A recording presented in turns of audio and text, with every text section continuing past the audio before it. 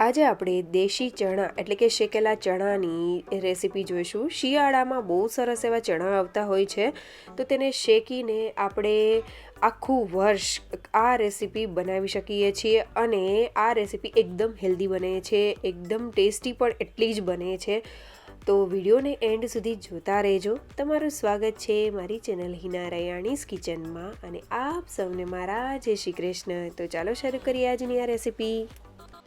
તો સૌથી પહેલાં આપણે શેકેલા ચણાને લઈ લઈશું। તો મેં અહીંયા આ શેકેલા ચણા જે છે તેને થોડા દિવસ માટે શેકીને જ એમને રાખી દીધેલા હતા, એટલે સરસ એવા સુકાઈ ગયા છે। તમે જોઈ શકો છો આ રીતે બે હાથની મદદથી, આંગળીની મદદથી હું કરું છું, અંદરથી સરસ એવો જે ચણા છે તે નીકળી જાય છે અને એકદમ સુકાઈ જાય એ રીતે કરવાનું છે। તો મેં આ રીતે જ આ શેકેલા ચણા બધા લીધેલા છે। તમે જ્યારે પણ સિઝનમાં હોય, શિયાળામાં બહુ સરસ એવા આવતા હોય છે, તો આ રીતે શેકીને તમે રાખી શકો છો, એમનેમ પણ એન્જોય કરી શકો છો અને આખું વર્ષ તમે જ્યારે પણ આ રેસીપી બનાવી હોય ત્યારે તમે બનાવીને તૈયાર કરી શકો છો।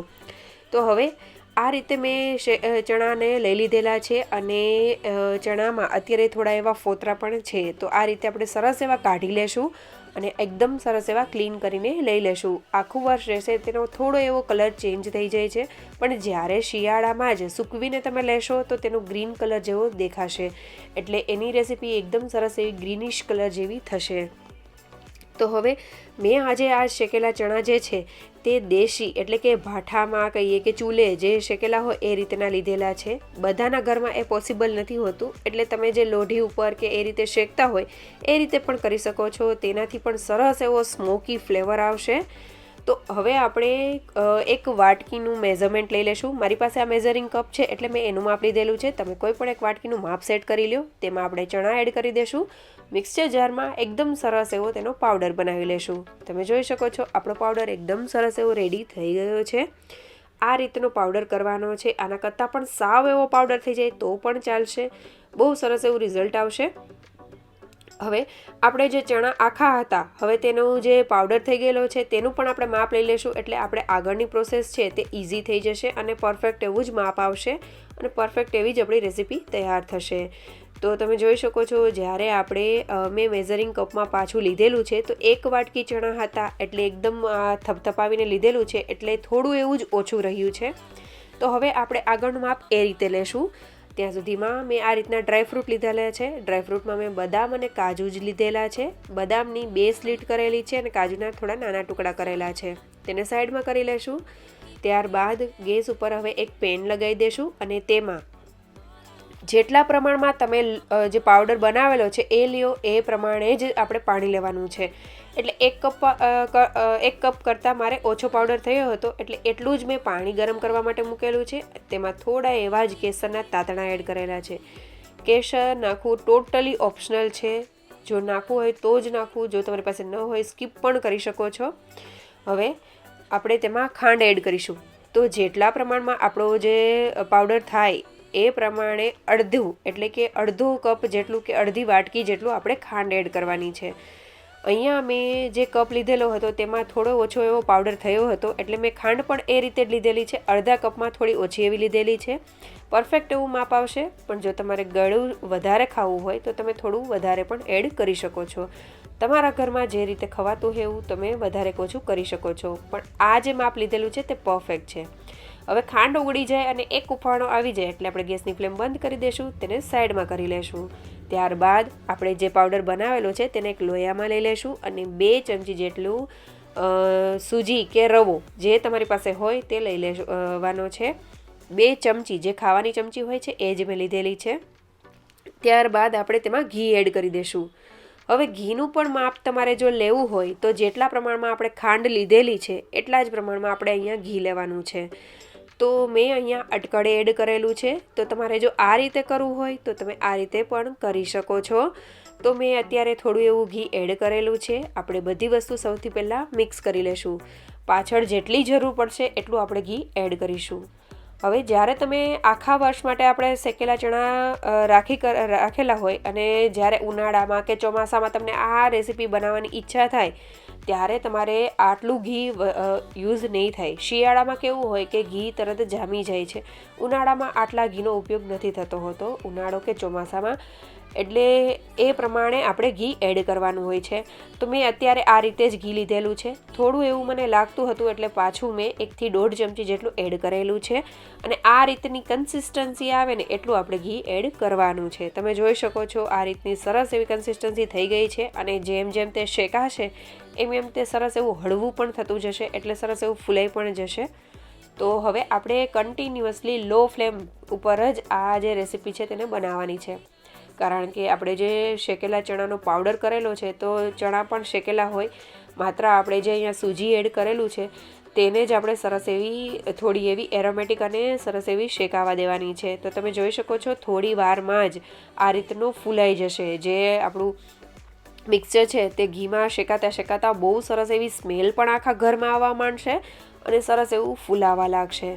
અને જે આપણે સૂજીનો કે રવાનો શીરો કરતા હોઈએ તો કઈ રીતે થાય છે એ રીતની જ કન્સિસ્ટન્સી થવા માંડશે.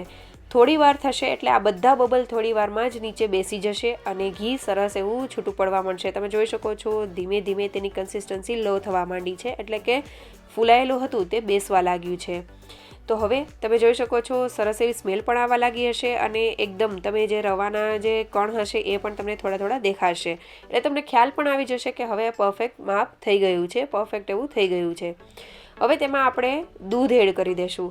તો દૂધ તમે નોર્મલ ટેમ્પરેચરવાળું પણ લઈ શકો છો, અને જો ફ્રીજનું હોય, બહુ અતિશય ઠંડુ નહીં પણ નોર્મલ એવું હોય તો એવું પણ લઈ શકો છો. તો મેં મલાઈ સાથે જ સૌથી પહેલાં 2 થી 2.5 ચમચી જેટલું એડ કરેલું છે. તેને સરસ એવું હલાવી દેશું. દૂધ એડ કર્યા પછી થોડું હલાવવાનું સરસ એવું રાખવું, જેથી કરીને નીચે બેસી ન જાય. જો થોડી પણ વાર લાગશે તો નીચે બેસી જવા કરે આ મિક્સચર. અને આ દૂધ એડ કરવાથી એક ફાયદો એ થશે કે જે આપણું અંદર નાની નાની કણીઓ છે રવાની કે સૂજીની કે આ જે આપણે લોટ બનાવ્યો છે શેકેલા ચણાનો, એની જે કણીઓ છે તે સરસ એવી સોફ્ટ પણ થઈ જશે અને ટેક્સચર બહુ સરસ એવું દાણેદાર આવશે. હવે બીજી વખત પણ મેં આ રીતે જ 2 ચમચી જેટલું દૂધ એડ કરેલું છે અને મિક્સ કરી લીધેલું છે. ત્યારબાદ હવે આપણે જે પાણી બનાવેલું હતું ખાંડવાળું એ થોડું એડ કરી દઈશું અને તેને સરસ રીતે હલાવી લેશું. સૌથી પહેલાં થોડું પાણી એડ કરીશું અને હલાવશું. ત્યારબાદ ફરીથી આપણે થોડું પાણી એડ કરીશું અને હલાવશું. અને સરસ એવું મિક્સ થઈ જાય એટલે આપણે બધું પાણી તેમાં એડ કરી દઈશું અને કન્ટિન્યુઅસલી આપણે હલાવતા જશું. આ રીતે સરસ એવું લો ફ્લેમ ઉપર જ હલાવવાનું છે. તમે જોઈ શકો છો હું કઈ રીતે કરી રહી છું. આ રીતે કરવાથી શું થશે કે જે આપણો દાણો છે જે ચણાનો અને રવાનો તે સરસ એવો ફૂલાઈ જશે અને તેનું ટેક્સચર બહુ સરસ એવું આવશે. તો તમે જોઈ શકો છો અત્યારે તમને થોડું એવું લાગશે કે ચીકણું એવું થયું છે, પણ સરસ એવું ધીમે ધીમે આપણે હલાવતા જશું એટલે સરસ એવું થતું જશે. હવે આપણે 1 ચમચી જેટલું ઘી એડ કરીશું. તો આ જે રેસીપી છે તેનું રિઝલ્ટ પણ બહુ સારું આવશે અને ટેક્સચર પણ બહુ સારું આવશે. હવે આપણે લો ફ્લેમ ઉપર આ રીતે તમે જોઈ શકો છો હું કઈ રીતે હલાવી રહી છું. નીચેથી ઉપર હળવા હાથે આપણે હલાવતું જવાનું છે. બહુ ફાસ્ટ નહીં, સ્લોલી આપણે હલાવતા જશું, જેથી કરીને નીચે બેસે પણ નહીં અને ધીમે ધીમે આ જે આપણો હલવો બનેલો છે તેમાંથી ઘી છૂટું પડતું જશે. એટલે ક્યારે પણ જ્યાં સુધી ઘી ન છૂટું પડે ત્યાં સુધી ગેસની ફ્લેમ બંધ ન કરવી. તેનાથી બહુ સરસ એવો ટેસ્ટ આવશે. એટલે આ રીતે આપણે કરતા જશું. કન્ટિન્યુઅસલી લો ફ્લેમ ઉપર આપણે હલાવતા જવાનું છે. બહુ વધારે ઝડપથી નહીં, આ રીતે હળવા હાથે કરીશું. હવે તમે જોઈ શકો છો સાઈડમાં સરસ એવું ઘી છૂટું પડી ગયું છે એટલે આપણે ગેસની ફ્લેમ બંધ કરી દઈશું અને સાઈડમાં લઈ લઈશું. ત્યારબાદ મેં એક કડછીમાં થોડું એવું જ ઘી એડ કરેલું છે. તેને ગરમ કરીને જે આપણે બદામની કતરણ કરેલી હતી, સ્લીટ કરેલી છે, તેને શેકી લેશું અને તેને સાઈડમાં કરી લઈશ. અને જે આપણે શીરો બનાવેલો છે કે હલવો બનાવેલો છે તેમાં જ મેં એડ કરી દીધેલી છે. ત્યારબાદ કાજુને પણ આ રીતે જ ફ્રાય કરીશું. તો અહીંયા જે પણ કોઈ પણ તમારે ડ્રાયફ્રૂટ એડ કરવા હોય બધા શેકીને એડ કરવા, જેથી કરીને ટેસ્ટ બહુ સારો એવો આવશે. તો કાજુને પણ આપણે સરસ એવા રોસ્ટ કરી લેશું અને તેને પણ આપણે જે આપણો હલવો બનાવેલો છે તેમાં આપણે એડ કરી દેશું. તો આનું જે ઘી છે તેમાં પણ મેં આમાં એડ જ કરી દીધેલું છે. અત્યારે શિયાળો છે એટલે બધી વસ્તુ સરસ એવી જામી જાય છે, પણ જો તમારે ઉનાળો કે ચોમાસું હોય તો ત્યારે તમે સૌથી પહેલાં આ બંને વસ્તુને સૌથી પહેલાં ઘીમાં શેકી લેવી, ત્યારબાદ જે આપણો લોટ બનાવેલો છે તે એડ કરી દેવો. હવે મેં થોડા એવા ડ્રાયફ્રૂટને શેકેલા છે તેને સાઈડમાં રાખેલા છે ગાર્નિશિંગ માટે. તો આપણો ગરમા ગરમ હલવો આપણો તૈયાર થઈ ગયો છે. એક વખત જરૂરથી આ રેસીપી ટ્રાય કરજો. અને અહીંયા મેં કોઈ પણ જાતના ફ્લેવર બીજા એડ નથી કરેલા, એલચી પાવડર કે એવું કંઈ એડ નથી કરેલું, કારણ કે આનો જે ટેસ્ટ છે તે સ્મોકી ફ્લેવર છે જે આપણે શેકીને બનાવીએ તે શેકેલી જે સ્મેલ હોય છે ચણાની, એનાથી જ આનો ટેસ્ટ બહુ સારો એવો આવશે. ગાર્નિશિંગ ટાઈમે જ્યારે ગરમ ગરમ હોય ત્યારે ઉપરથી થોડું એવું ઘી પણ એડ કરીને તમે સર્વ કરી શકો છો. તો તમે જોઈ શકો છો એકદમ સરસ એવો ટેસ્ટી આપણો હલવો તૈયાર થઈ ગયો છે. અને આખું વર્ષ તમે આ બનાવી શકો છો હલવાને, અને હેલ્ધી પણ એટલો છે. એટલે કોઈ પણ તમે બાળકોને પણ આપશો તો પણ એટલો ટેસ્ટી અને હેલ્ધી આ બહુ સરસ એવો લાગે છે. અને આની જે ફ્લેવર છે તે આપણે જાદરિયું, એટલે કે જે શિયાળામાં જે લીલા ઘઉં હોય તેને શેકીને જે આપણે જાદરિયું બનાવતા હોય તેના જેવી સિમિલર થોડી આવે છે. પણ આ જાદરિયું જે ઘઉં છે તે જે લોકો ખેતીવાડીવાળા હોય તેઓ લોકો પાસે અવેલેબલ હોય છે, અથવા તો તેના સગાવાલા પાસે હોય છે.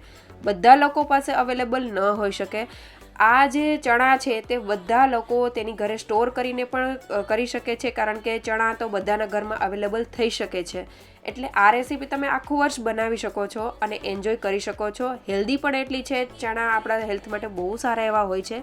એટલે બહુ સરસ એવી ટેસ્ટી અને સ્વીટ રેસીપી બહુ મસ્ત એવી બની જાય છે. તો જરૂરથી એન્જોય કરજો, બનાવજો, મને કમેન્ટ જરૂરથી કરજો. અને મારી રેસીપી સારી લાગતી હોય તો લાઇક, શેર અને સબસ્ક્રાઈબ કરવાનું ભૂલતા નહીં. Thank you for watching.